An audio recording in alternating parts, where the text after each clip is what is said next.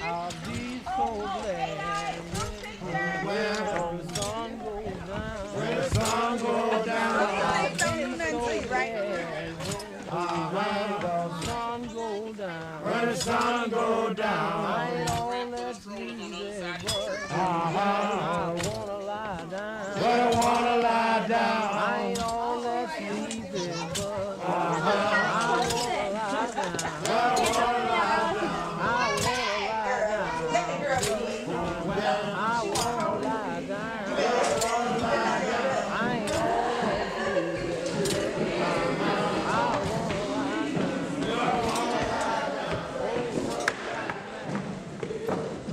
And the church was founded by illiterate former slaves. Men couldn't read or write, and we know that because they signed the deeds for the property with Exodus, so they couldn't read or write their own names. They were all skilled craftsmen, and they called themselves the Anti-Yoke Benevolent Society. What they're doing here, y'all, they're just collecting dues from the members. So when you get sick and can't afford your medicine, or a family member dies and can't afford the burial, the society takes care of it for you. This is community uplifting outreach, y'all. This church, school they built with, the next logical step. Men already did it up to this point, so they've always had the Bible read to them. It's always been very specific scripture. Obey your master, humble yourself, be happy with your station in life as a slave, but your riches await you in heaven. Those kinds of things. And these men, of course, became literate, read the Bible for themselves, came across the word Antioch. So we think it's because of that similarity in sound, Anti-Yoke, Antioch. Around 1891, public documents stopped calling the congregation the Anti-Yoke. From there on out, to the Antioch Baptist Church.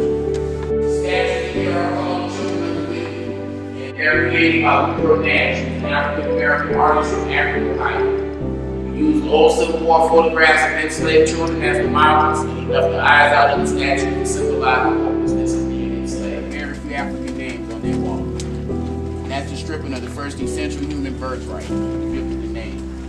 First step in pushing you to be looked at as property or commodity.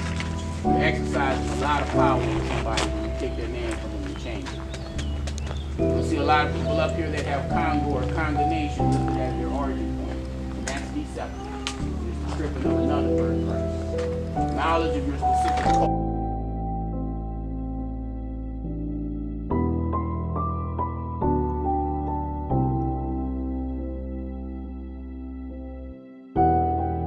Abolish slavery out of compassion. That's lies. It wasn't a compassionate decision, it was an economic one. The United States held on to slavery for as long as it did because it was the basis of the entire economy of this country. And you can't pull the rug out from under your economy if you don't have something to slide back under there. Modern technology no longer required 300 people to harvest that sugarcane field. And they didn't need all those Caucasian coal miners to get that coal out that mine anymore. And we kicked all those people, y'all, off those properties, out of those jobs. Still illiterate, ain't taught nobody a new job skill. Poor and uneducated Americans of all colors. Y'all see that pattern? You start a system, you stop it. You start another one, you stop it, you start another one, right? You pay attention, young people, because all we did after that was ease right into mass incarceration. Prison for profit.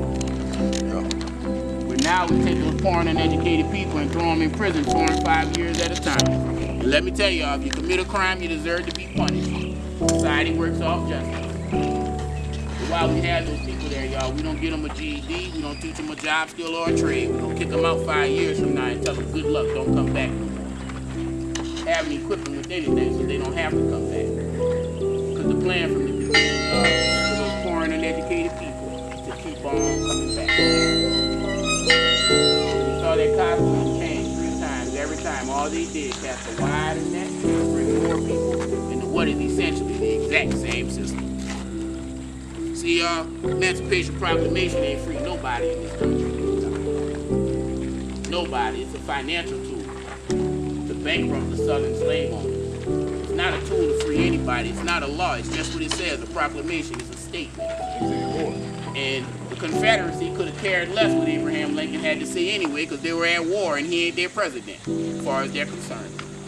What freed people in this country, y'all, was the 13th Amendment to the Constitution. And that 13th Amendment left a loophole for one person in this society to be enslaved, and that's an inmate. Convict is the only person in America you can legally work for no wages. So y'all see how that system changed? But it's still the same. And it always feeds off our poor and uneducated. Head on in this direction, y'all. Oh man, it's a rude awakening. You know, you can always read about things and always be told about whatever the history was when you actually set foot on the physical portion of, and that's when I say a portion, it's only a portion of Black history. Getting into the quarters or getting into, you know, the habits, the hours, the labor, indentured servitude, and everything that's been, you know, that was placed on people. Period. You know what I'm saying? It's a rude awakening. It's heartbreaking, and it's another feeling to do more. Yeah. 1860s,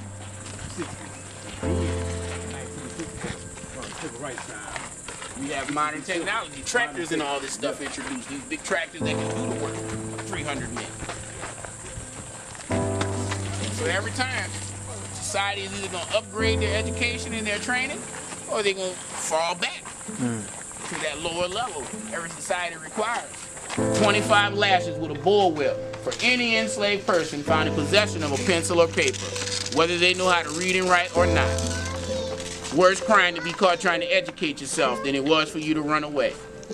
And that shows y'all knowledge is power. They're very rarely buried. When they are, that's usually in mass graves, very close to the slave quarters. Slave quarters are never closer to these sugarcane fields than about a mile. This is a very awakening and I don't want to say down moment. I can't describe exactly. However, this is very eye-opening for us as a people and as a culture. We are not taught this in regular elementary, high school, or even college. You have to go searching for this information, like plantations like this. And our tour guide is doing a great job of going over and beyond of how the economics and the time and the history was presented at that time. It's super sad, but it's a blessing to be here. Because after this tour, I'll definitely be appreciating life in a totally different perspective. Sugar is for the everyday working man like us. Sugar is for kings and queens, people with that kind of money. They're the only ones that can afford it. Sugar is so expensive. If you can't afford it, it ain't in the kitchen on the counter in a little glass jar like you do today. Sugar was kept in the sugar chest, a big iron padlock. Y'all can imagine what kind of money 400 hogsheads of it cost. Barrels are brought to the port at the front of the house on the river. They're loaded on skiffs and barges. It's sent downriver to New Orleans. The only stipulation on the indentured servants here is that all the goods get sold through the French market in New Orleans. So they're sold through the market, shipped all over the world. They're using sugar at this point, y'all, mostly for the same uses as today. Molasses at that time was being used mainly in the northeastern United States, Maine, New York, up around that area, and they were making rum with it. They didn't drink rum here though, y'all, even though they're molasses.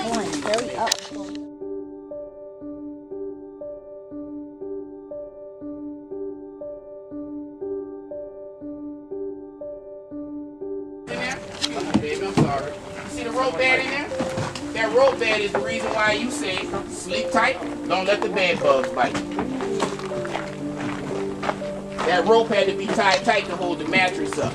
Their mattresses were stuck with Spanish moss in the trees. Spanish moss has ticks, sugars, spiders, and all kinds of other things in it that bite. So they had to dip it in turpentine and then stuff it in the mattress. That's why we say sleep tight, don't let the bed bugs bite you.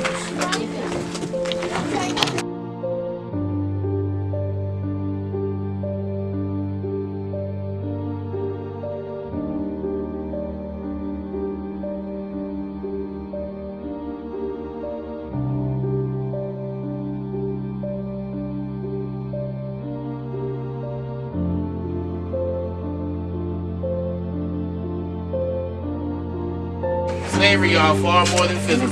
A lot of emotional, mental, psychological tactics in combination with physical violence. Incentivization, one of the tactics. A mother's love. Mother's love, y'all. If I come to any mother here and tell her, I got a plan for us to run away tonight, but you can't bring your kids, where is she going? Mama's first instinct is to protect as best she can, as long as she can. So you know, mother's love used against them. That's why they strip us on culture, tradition, religion, education, family structure. Those are all the things any people on this earth use to identify their greatness. You ask anybody on this earth, tell me what made your people great. Whatever comes out their mouth comes off that list. And that's why they took it. If you don't know nothing about the greatness you come from, you got a hard time setting the mark for how great you are. So if I bring you here and I tell you, no one talk to Africa. I don't want to hear it. The children born here, and y'all better not teach them nothing about Africa. The children born here thinking this foolishness is wrong. They have no culture, no tradition, no religion, no education, no family structure. And then you can just sit back and watch them enslave themselves. And that's what they did. Let's head on to the big house, y'all. The experience here was very, very informative. Everybody, speaking of like people of color, really need to come visit a plantation and get the really, chance, because we are blessed. We are truly, truly, truly blessed. And for our ancestors, wow. All I can say, I don't know if I could have done it. So it made you more, So it made you more appreciative? Yeah, very, very appreciative to life and to what they have went through for us, so we could proceed on to gain knowledge and go to school and just conquer the world. What is your advice to the younger generation? Get your lazy butts up. Stop taking life for granted. Get off them iPhones. Start Googling information about your history. And once you learn history, go get your education. Yeah. Knowledge is power.